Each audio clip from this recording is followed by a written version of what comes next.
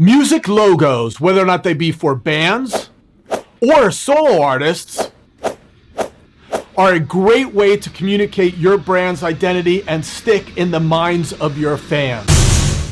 What's happening, everybody? Look, the reason why we're here today is because in an earlier video I did on band logos, somebody asked me if the same principles apply to solo artists, and the answer is yes.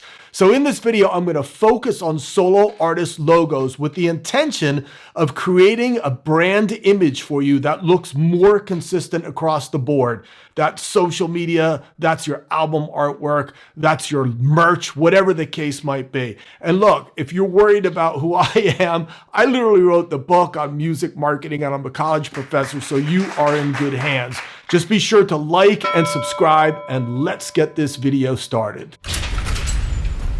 The first step in choosing a solo artist logo is to understand the three different types. The first one is what's called the word mark, where you use your name in an interesting font. The second one is where you just use an image to represent your career. And the third one is what's called the combine mark, where you use your name in an interesting font together with a graphic. Now, here's an example of a series of word marks all together. Chappell Roan has a very, very cool font. Lana Del Rey, Charlie XCX. There's a number of other examples you should check out. Now you have a series of brand marks all together. You have Sia, Prince, and Deadmau5. But admittedly, brand marks with no text is not as common for solo artists. Now here's a series of combined marks all together. You can see you have Elton John, Sabrina Carpenter, Mariah Carey, and notice how the graphic is very, very subtle. In any case, whether or not it's a word mark, a brand mark, or a combined mark, knowing your type is going to be extremely important when creating and designing your own solo artist logo.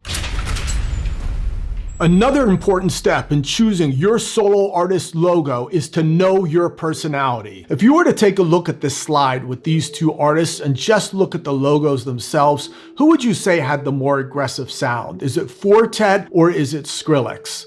Now take a look at this next slide, and if you didn't know these two artists, who has the funkier sound? Elton John or is it Bruno Mars? Now take a look at this next slide and ask yourself, who has the more feminine personality? Pink or is it Mariah Carey? So a really great exercise that all of you can do to really make sure that you communicate your personality and your logo is to first think about the types of fonts that communicate your personality. Then think about the types of graphics that communicate your personality. And finally, think about the types of colors that communicate your personality. All of these things are going to be extremely useful when you create and design a logo for yourself. Another step in the solo logo making process is, of course, getting the thing made. And there's three ways to do that. Number one would be to hire a professional by going to a site like Fiverr.com, putting in a request for a graphic designer and telling them all the things that we've already discussed in this video. The second thing is just to go ahead and open up Canva or Photoshop and give it a shot yourself. But personally, I don't suggest that unless you know that you're really good on those tools. And then the third thing would be able to use some of the AI tools that exist out there today, like at Wix.com. Let me show you kind of how this works. If you go to their site, they're going to ask you a couple questions, like what vibe do you want for your logo? What text do you want for your logo? What type of business are you? Then it's going to ask you some questions about colors and symbols and shapes, and then boom, it spits something out for you. And again, listen, you guys, the results, if you're not a graphic designer, are probably going to be a little bit iffy, but at least you could take that kind of sketch and maybe bring that to a graphic designer so that they have a clear idea about what type of logo you are looking for.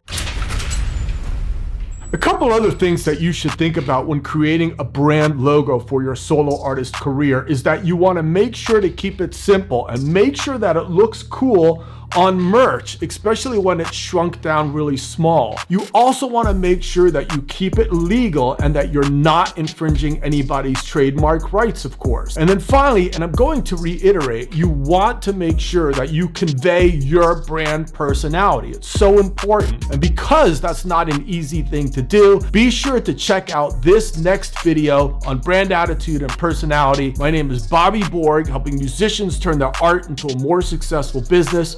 Peace, love, and later.